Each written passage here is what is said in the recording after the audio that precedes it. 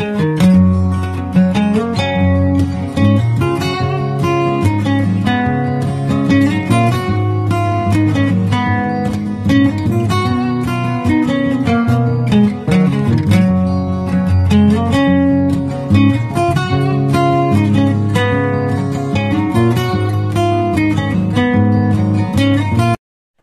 tout le monde, je reviens vers vous pour une vidéo axée uniquement sur les coloriages mystères. Donc ce sera ma façon d'aborder la suite de ma collection. Cette vidéo ne parlera que de mes coloriages mystères et on va un petit peu, je ne vais pas passer mon temps à vous montrer tous les tomes que j'ai, ça n'a absolument aucun intérêt, et surtout que vous montrer les solutions pour la plupart d'entre vous qui ne regardez pas, ça n'a aucun intérêt non plus. Je vais plutôt vous parler de mes préférences, de mes chouchous, de mes débuts, de mes astuces, de mon matériel que j'utilise pour les coloriages mystères, de mon rapport au coloriage mystère. Et voilà, ce sera un peu une vidéo ce sera clairement une vidéo blabla, ambiance, partage d'opinion, qui évidemment, comme à chaque fois que je fais une vidéo, n'engage que moi. Voilà, alors pour commencer, je vais vous montrer le tout dernier que j'ai acquis dans ma collection de livres mystères, c'est celui-ci. Alors, je ne vous montre pas les solutions, il y a des revues sur la chaîne de Bruno Art Gallery, je crois, qui est vraiment axé sur Hachette et qui vous montre tout. Je l'ai pris pourquoi? Parce qu'il est original, parce qu'il sort un petit peu de ce qu'on a l'habitude de voir, évidemment. Et je suis dingue aussi de littérature et j'aime bien le rapport au dessin qui a été fait. C'est un livre qui a été fait par Christophe Alexis Pérez. Et franchement, j'aime bien comment il a tourné ses illustrations qui ressemblent très fort aux contes de fées pour moi. Et donc, j'ai hâte de le commencer. Je n'ai pas encore eu l'occasion de colorier dedans. Ensuite, je voulais vous montrer le tout premier livre de coloriage mystère que j'ai acquis. C'est celui-ci. En fait, quand j'ai commencé le coloriage, je ne voulais pas du tout entendre parler de mystère parce que je n'en voyais pas l'intérêt. Je trouvais ça enfantin et inutile. Voilà, très clairement. Et puis, j'ai trouvé celui-ci, j'ai vu les solutions. Je me suis dit, oh, bah, finalement, pourquoi pas essayer, ma foi. Et donc... j'ai acquis celui-ci, je l'ai fait vraiment au feutre à eau, celui-là, principalement. Peut-être que j'en ai fait un ou deux au crayon, sans recherche de perfection du tout. Vous voyez, il y a des traces énormes. C'était vraiment au début, vite le remplir pour voir la solution. C'était quelque chose où je ne prenais même pas le temps de ressentir des émotions, du plaisir en faisant ce livre de colo. C'était vraiment pour... voir quel était le feeling du truc, quoi, si ça valait la peine ou pas. Voilà, vous voyez encore plein de traces. Je coloriais vraiment comme une enfant, hein, à faire des allers-retours sur des petites zones. Je n'avais aucune recherche de technique en fait. Ici j'ai fait le fond au feutre, au pastel gras, parce que quand c'est des grands fonds comme ça me saoule, ça use vraiment beaucoup les feutres. Et donc ça c'est le tout premier et ça m'a piqué au vif. Aujourd'hui, 5 ans plus tard, j'ai 63 livres de coloriage mystère Disney et hors Disney. Parce que ça aussi, le coloriage mystère Disney, c'est la seule chose que j'aime bien colorier chez Disney. Ça et les grands livres vitraux. Je me suis offert ça aussi. J'en ai déjà fait dedans et j'aime bien aussi le côté vitrail. J'adorerais avoir un livre d'un autre thème que le Disney, mais j'ai acheté les deux tomes. Enfin, je me suis fait offrir un tome et j'ai reçu l'autre tome des vitraux. Mais sinon, j'ai vraiment beaucoup de la collection Disney. Parce que là, justement, le code est établi. Ce que j'aime pas dans le hors Disney, c'est qu'on colorie des choses, mais on reproduit des images qui existent déjà. Je pourrais faire n'importe comment, mais il y a tellement d'autres livres où on peut faire vraiment ce qu'on veut que je n'ai pas envie d'acheter du Disney pour ne pas colorier du Disney. Je sais pas si vous voyez ce que je veux dire, mais c'est un petit peu mon ressenti, que dans les colos mystères, bah, le code est établi, on se réfère au personnage et on colorie vraiment du Disney. Alors je ne fais absolument pas de Disney arrangé, parce que, enfin de coloriage mystère arrangé plutôt, parce que j'ai une énorme collection de livres hors mystère et où je peux faire là, à ce moment-là, des dégradés, des effets de lumière et tout ce qu'on veut faire dans du hors mystère. Donc je ne m'impose pas la discipline de tout ça dans du mystère. Le mystère, c'est vraiment du aplat de couleurs, sans recherche de performance. Ma seule préoccupation dans le mystère, c'est de réussir à faire mes traits et de remplir les couleurs le mieux possible en respectant les zones et pour arriver au dessin qui est censé être présenté au final. Voilà, je voulais vous montrer aussi deux de mes tout premiers colos que j'ai fait au feutre scolaire. Vous savez, ces feutres avec une toute petite mine très dure. Vous voyez, au début j'avais ça pour colorier. Et donc voilà le résultat. Je ne savais pas du tout si jamais colorier en ligne, pas en ligne. C'était plutôt des traits complètement aléatoires, on va dire, horizontaux, verticaux, sans recherche. Et le deuxième, c'est celui-ci. Alors, je pourrais les refaire au feutre acrylique, mais je n'en vois absolument pas l'intérêt, à part user mes feutres acryliques, parce que de toute façon, ils ne sont pas exposés, ils sont dans le livre et on ne les voit pas. Donc, voilà. Donc c'était pour vous montrer aussi un petit peu le rapport que j'ai au coloriage mystère qui est sans aucune pression. Parfois j'aime bien, il y a des livres où j'aime bien que ça soit nickel parce que j'adore les livres, je vais y venir. Je voulais aussi vous montrer mon livre le plus avancé, c'est le tome 1. C'est celui où j'ai fait le plus de colos. Je suis arrivée à la suite à la page 22 et j'ai fait pas mal de traits noirs dans ce livre à l'avance. J'ai aussi beaucoup fait des colos au feutre, au crayon aquarelle. C'est celui où je vais, quand il y a des challenges, j'essaye d'aller trouver les solutions dans celui-là en premier pour le finir. Vous voyez, j'ai fait plein de pages où j'ai fait que les traits et j'ai pas encore mis en couleur parce que il est facile, les traits sont très accessibles et je trouve que faire les traits noirs, c'est quelque chose qui détend. Maintenant, c'est pas pour ça que j'irai acheter les livres de coloriage. Celle-là, je l'avais fait au crayon de couleur, je l'aime beaucoup. C'est pas pour ça que j'irai acheter les livres de coloriage inversés où il faut tout refaire les traits. Ça, parce que c'est pas la même chose. Il faut les dessiner quand même. Il n'y a pas de limite. Qu'ici, il y a les limites et il faut juste remplir. Et c'est ça qui est très délassant, je trouve. Ensuite, je voulais vous montrer mes deux chouchous de ma collection, bien qu'il y en a plein que j'aime, hein. Dans les hors Disney surtout, il y a le costume du monde, le Japon, la collection Dessin et Tolra que j'aime aussi beaucoup, le Nature Sauvage, mais mes deux chouchous de tous les temps, c'est le manga et le coloriage fantastique de Jérémy Mariès. D'ailleurs, quelle ne fut ma déception quand j'ai vu que le Monde Fantastique qui est sorti est une réédition améliorée de celui-ci et non pas un tome 2.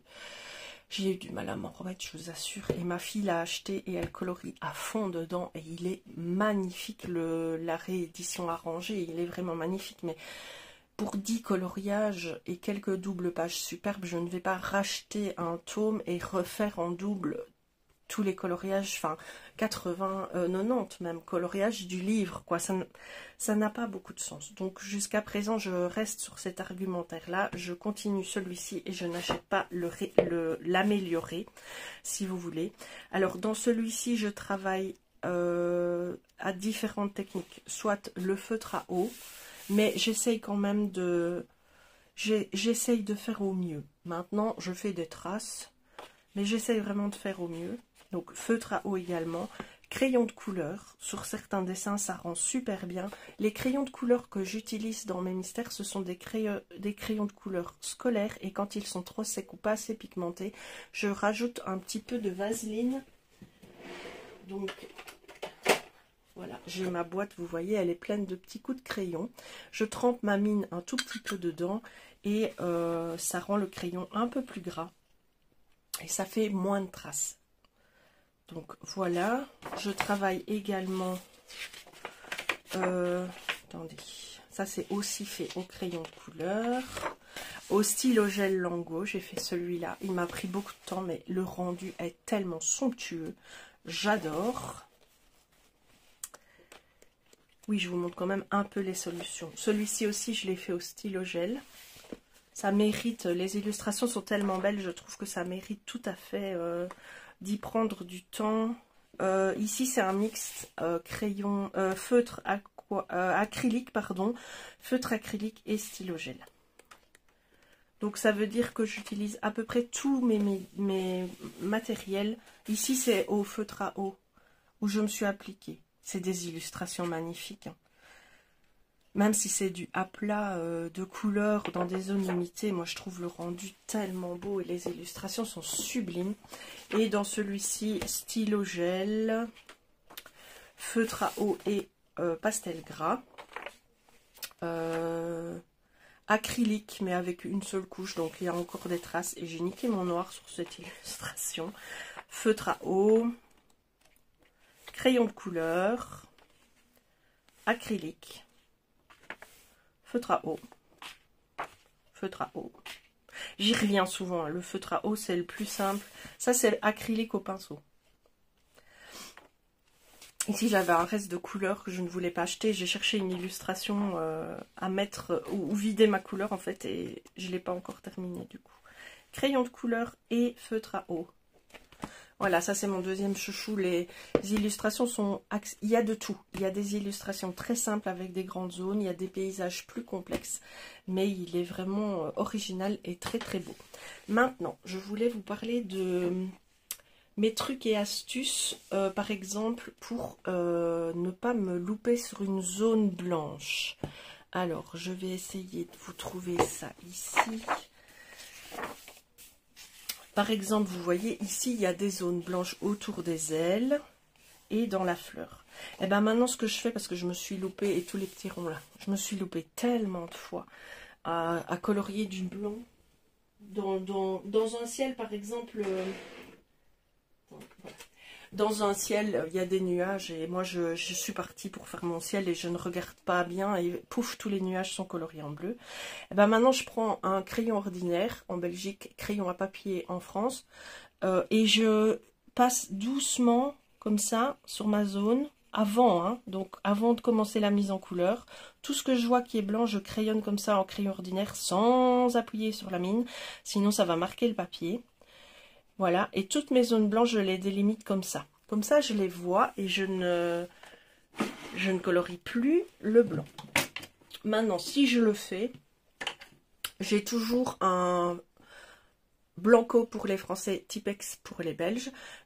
J'ai toujours ça à portée de main pour les petites zones et celui-ci pour les grandes zones. Et je corrige après, hein, je ne me prends pas la tête. Voilà, vous voyez, une fois que vous avez posé... Alors attention, quand même, je vous le dis.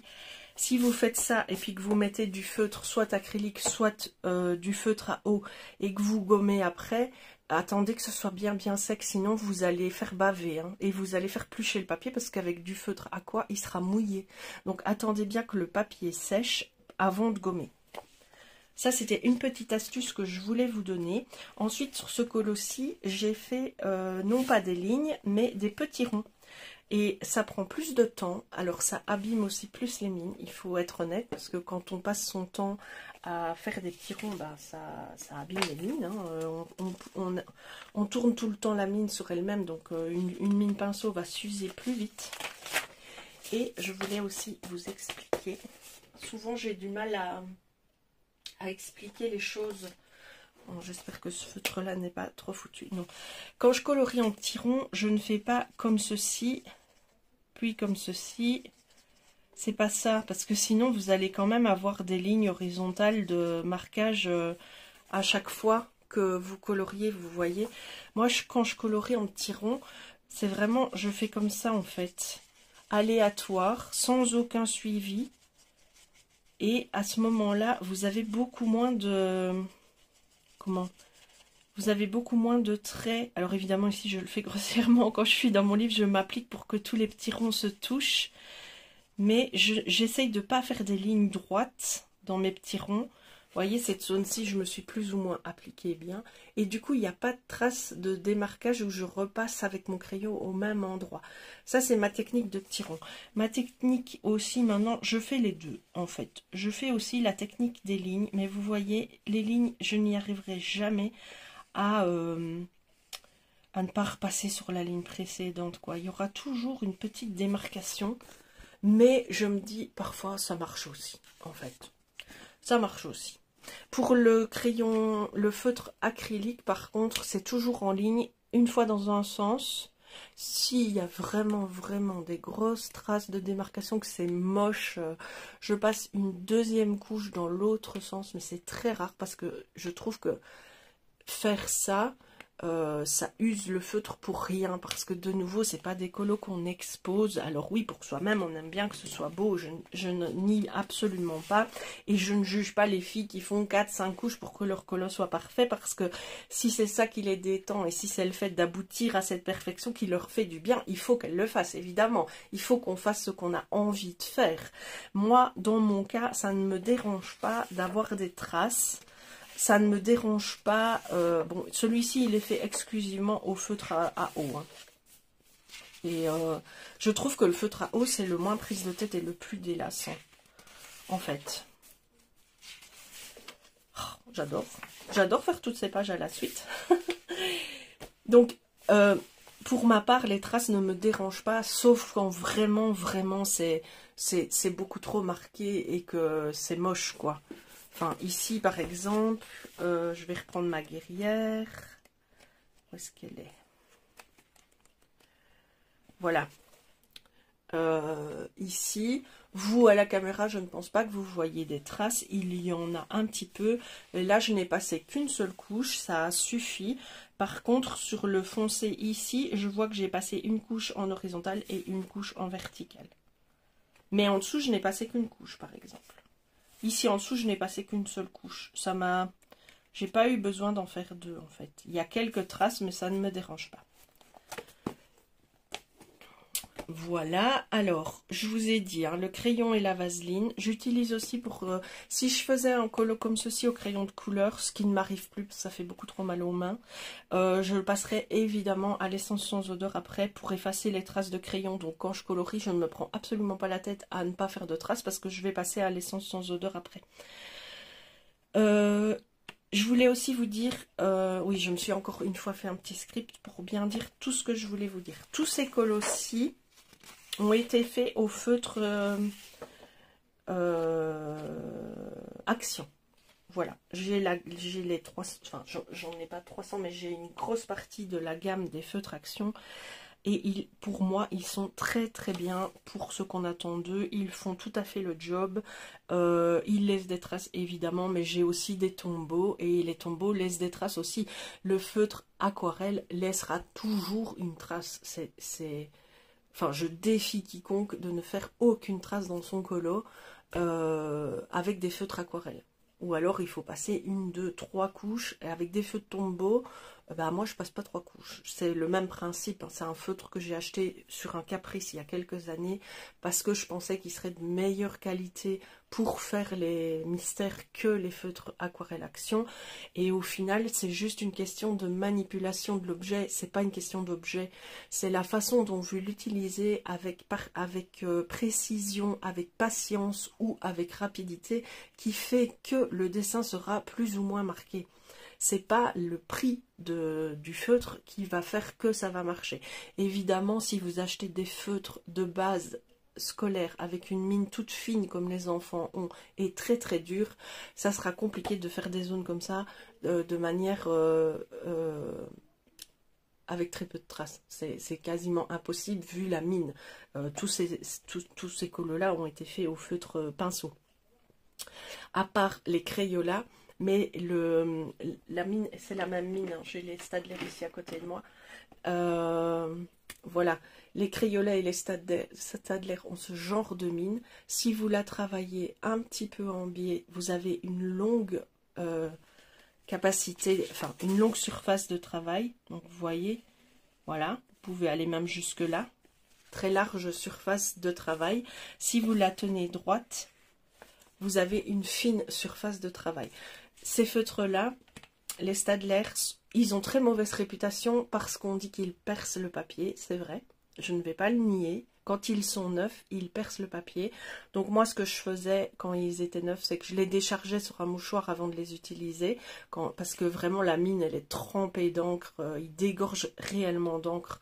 Mais une fois qu'on les a en main, ce sont des feutres double pointe en plus pour les zones. Mais ça, vous voyez, c'est typiquement le genre de mine qui va vous laisser des traces, à part pour faire des contours. Je ne m'en sers jamais pour faire du remplissage parce qu'elle est très dure et très fine. Et ça fait des traces, quoi. Et ça gratte même le papier, ça le fait boulocher, ça le fragilise. Donc voilà, les tombeaux c'est pareil, hein, vous avez une mine pinceau et une mine dure pour les contours. J'ai également toute la gamme des OUU. Alors ils sont bien aussi, les mines pinceau sont totalement aléatoires, certaines sont dures, certaines sont hyper molles. Par contre vous avez une mine très fine, c'est un peu comme les Stabilo 68, pour faire des contours de grande précision. Ils sont pas hyper pigmentés, donc les couleurs que vous pensez avoir dans les foncés, ne comptez pas trop dessus. Ils sont pas hyper pigmentés, mais on peut travailler avec aussi. Alors j'ai également donc les Crayolas, je vous l'ai dit, les Brunzel qui ont été en vente tout un temps à Action en boîte de 8 là avec un pays. La mine pinceau c'est de la daube, hein. Au bout de 3 colos elle est complètement écrasée, elle s'est dilatée, je les utilise très peu, mais sinon les couleurs sont pas mal. Et j'ai aussi pour terminer la gamme des Stabilo que j'utilise pas souvent parce que sur les grandes zones j'ai du mal à les manipuler, je fais pas mal de traces, mais dans des petites zones si on les utilise bien ils font quasi pas de traces. Ah oui, et pour terminer, oui, j'ai beaucoup de feutres. J'ai une bonne partie de la gamme des Faber-Castell. Donc ici, ce n'est pas de l'encre à eau, c'est de l'encre de Chine. Donc le rendu est un peu différent et l'utilisation est un peu différente aussi. Ça, ce sont des feutres qui coûtent cher pour faire du mystère, je trouve, comme les tombeaux. Hein, je les utilise très rarement malgré tout. Mais ça se vaut. Par contre, pour les contours noirs, pendant longtemps, j'ai utilisé les feutres des gammes, hein, Crayola, Staedtler, Stabilo. J'ai longtemps utilisé, d'ailleurs j'en ai encore plein en backup, ce duo de feutres Stabilo. Le problème de tous les feutres à quoi, c'est qu'ils se réactivent si on remet quelque chose d'humide à côté. Et donc, il arrivait très régulièrement, je vais essayer de vous montrer ça, si j'ai un exemple. Ah, pas vraiment d'exemple ici, tiens. Pourtant, ça m'arrivait très souvent. Je fais mes contours en premier. Ça a toujours été comme ça. Je fais mes contours en premier. Et ben, quand je passe... voilà, ici c'est léger, mais ça se voit. Quand je passe une couleur claire près du feutre noir, il se réactive et il bave dans ma couleur claire. Ça, c'est quelque chose qui m'a longtemps agacé parce que ça fait sale. Alors, autant qu'il y ait des traces dans mon colo, ça me dérange pas, mais qu'il y ait des taches dans mon colo, ça m'embête un peu plus. Donc, j'ai arrêté d'utiliser ces feutres-là. Je suis passée très rapidement sur les Faber-Castell à l'encre de Chine parce qu'ils bavent beaucoup moins. C'est un ratio de 90% pour les feutres à eau et 15% d'écoulement, si vous voulez, quand on le réactive pour les Faber-Castell. Donc, très longtemps et encore maintenant, je fais mes contours noirs avec ces feutres. Donc, j'ai trois tailles, j'ai le 0,3, le B pour le remplissage et le 0,5. Si c'est ces contours-là, ce sera le 0,5 et le B, même parfois le B directement. Si c'est un tome Schtroumpf, un tome H de glace ou le tome fantastique, ce sera le 0,3 pour les contours remplissage au B ou au 0,5, parce qu'il y a parfois des traits très fins. J'ai testé ceci quand je travaille avec les stylos gel Lango. Il est pas trop mal, mais il perce un peu si j'insiste trop à certains endroits. J'ai longtemps utilisé dans les feutres noirs le Peppermint, mais même combat, il dégorge aussi quand on passe à côté. Et donc j'ai décidé à un moment donné de passer au feutre acrylique noir. Alors les Gagna. On peut les acheter par 12 noirs, donc c'est 6 € la boîte, je crois, même pas. Et j'ai aussi trouvé ceci avec une pointe dot, donc ça c'est vraiment quand on a des larges zones de remplissage noires à faire. Gnac. Et une petite mine comme ceci, si elle est tenue droite, elle fait vraiment les traits très fins. Donc voilà, j'oscille très souvent entre ce combo-là et le combo des Faber-Castell pour mes traits noirs. Ici, par exemple, vu que je l'ai fait à la One Again, what the fuck, parce que j'avais acheté ça aussi, c'est les Stabilo Power. J'avais acheté une boîte de 12, je crois. Donc je les utilise. Alors déjà vous voyez qu'ils sont très légers hein, en termes de noir, c'est pas du dark mais en plus ils dégorgent à 2000. Faut vraiment faire gaffe avec ceux-là. Mais ici c'est vraiment pour les vider quoi que je le fais, parce que j'aime bien quand les traits noirs sont bien noirs. Donc je voulais vous parler de ça. Les Stabilo 9, j'en ai fait. Le choix ah oui, le choix des couleurs. Ça c'est vrai que je voulais vous en parler. Est-ce que, voilà, on va prendre par exemple celui-ci, c'est très parlant pour expliquer ce dont je veux vous parler. Vous voyez dans son visage les zones d'ombre et les zones claires. Donc ici, il y a bien deux feutres. Enfin, en l'occurrence, j'ai fait au crayon de couleur et évidemment, ce que je vais vous dire maintenant ne fonctionne pas avec le crayon de couleur, mais ni avec le feutre acrylique, mais bien avec le feutre à eau. Quand j'ai ce genre de choses, en général, je ne me prends pas la tête. Je prends la couleur la plus claire. Donc, on va prendre un rose ici comme ça, voilà. Hop, donc je fais mon visage avec la couleur la plus claire en passant sur toutes les zones. Les 6 et les 7, on va dire. Je laisse bien sécher. Vraiment, parce que sinon, là, votre papier, il est humide, il est fragilisé. Si vous repassez une deuxième couche maintenant, avant que ça sèche, ça va transpercer, c'est certain. Et en plus, votre papier va boulocher parce que vous lui donnez trop d'eau d'un coup. Donc, il faut être patient. Vous faites toute la zone, vous laissez sécher, vous faites une autre zone en attendant. Et puis, pour faire l'ombrage, je repasse à tous les endroits numéroté 6 par exemple, si c'est 5 et 6, je repasse avec une deuxième couche. Vous voyez ici, j'ai pas attendu que ce soit sec, le papier il part en vrille. Je repasse avec ma deuxième couche et mon ombrage il est fait dans la même teinte, dans la même nuance. Ça marche très souvent de faire ça et vous vous retrouvez alors à tous les ombrages, au lieu d'avoir 18 couleurs, vous en avez plus que 9. Donc, et il y a aussi le fait que, vous voyez ici, si vous regardez... donc le visage c'est 7 et 8 je pense, oui c'est ça. C'est pas du tout les couleurs qui étaient demandées dans la légende, mais je ne les avais pas. Je ne me prends pas la tête à ce moment-là, je cherche deux couleurs qui peuvent faire cet effet d'ombrage et je les utilise. Je n'essaye jamais de trouver la couleur absolument identique parce que sinon déjà j'y passe des heures et ça me saoule. Et en plus... mon but c'est de m'amuser le plus rapidement possible dans mon colo quoi. Donc attention, j'essaye toujours de regarder par exemple ici le 4 et le 5, je vois très... Pardon, vous êtes hors champ, hop. Le 4 là et le 5, je regarde sur mon dessin, je repère direct que c'est une zone d'ombrage. Donc je pourrais prendre le même feutre et passer une couche ou deux couches. Ou si je fais d'office deux couches pour éviter les traces, deux couches et trois couches. Vous voyez, mais bien attendre que ça sèche. Et quand vraiment je ne trouve pas, je vais voir la solution. Dans les méga livres où il y a 48 000 sortes de couleurs, peut-être ici il y aura ça, mais je pense pas, là c'est des simples. Je pense au tome 11 par exemple où vous avez 32 couleurs pour une légende. Si je remarque que le 3 et le B se ressemblent très fort et ne sont pas dans la même zone du colo, j'utilise le même feutre. Parce que des fois c'est abusé, vous avez 14 bruns, 12 gris. Des fois c'est pas utile d'aller autant. Alors attention, au plus on suit la légende, au plus le colo va avoir un rendu formidable, hein, je ne dis pas. Mais on peut aussi adapter en fonction de ce qu'on a déjà et en fonction de ce qu'on a envie d'investir comme temps et comme stress, parce que chez certains ça génère vraiment un stress. Il suffit que je vois le nombre de posts Facebook sur les sites de coloriage mystère de gens qui demandent les codes couleurs de ceux qui ont réussi à avoir un bon rendu parce qu'ils ont peur de choisir eux-mêmes leurs propres couleurs, ils préfèrent reproduire le choix des couleurs d'autres. Donc ça génère du stress chez pas mal de colorieuses et quelque part c'est bien dommage parce que le but avant tout c'est de s'amuser évidemment.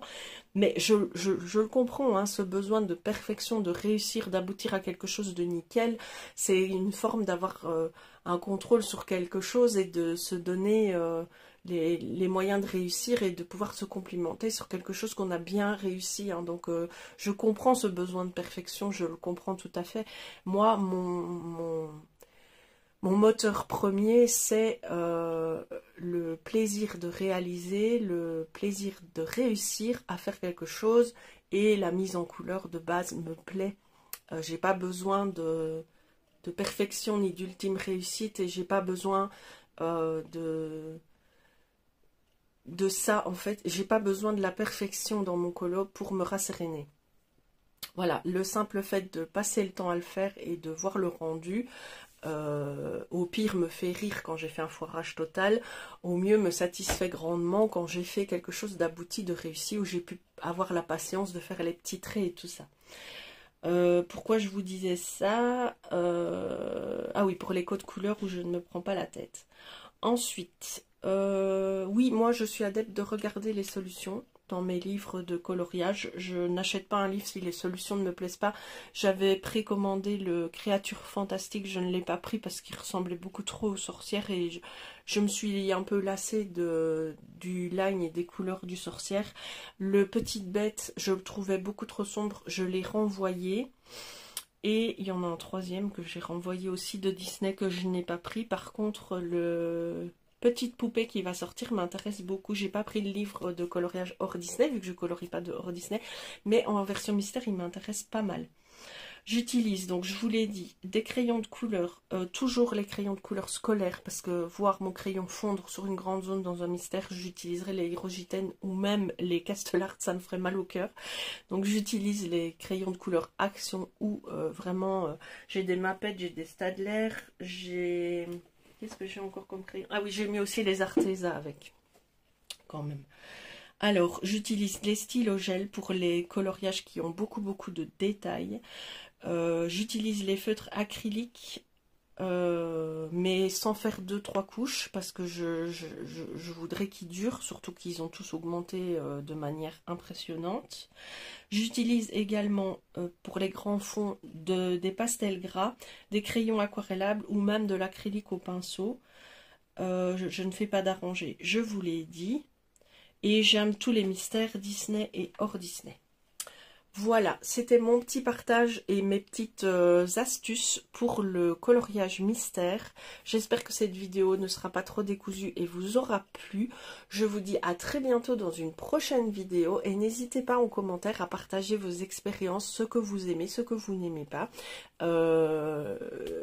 Débattez avec moi sur le sujet, ça m'intéresse toujours beaucoup.